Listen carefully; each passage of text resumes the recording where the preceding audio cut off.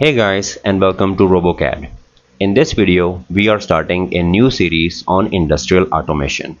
This session will give you a quick overview of 5 core concepts every automation learner should know about.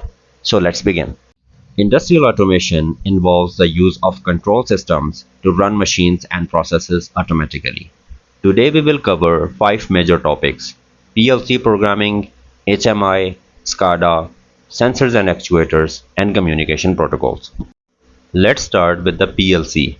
A PLC, or Programmable Logic Controller, is the heart of automation system. It controls machine by executing logic based on input and output signals. Real-world examples include conveyor belt control and automatic door system.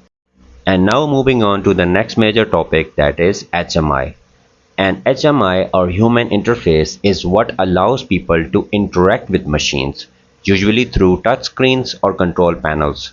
For example, operators can monitor machine status or start and stop machines from one interface.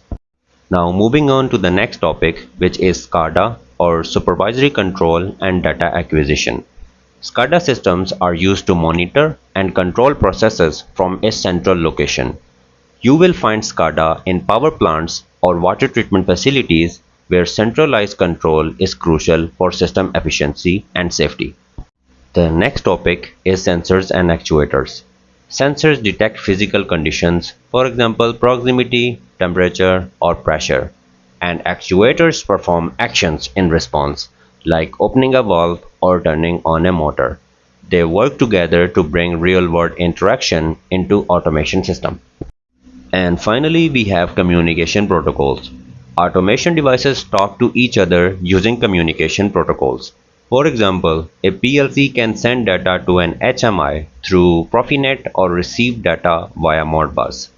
These protocols make sure all devices stay connected and responsive. And in this playlist, we will try to deep down further into these topics.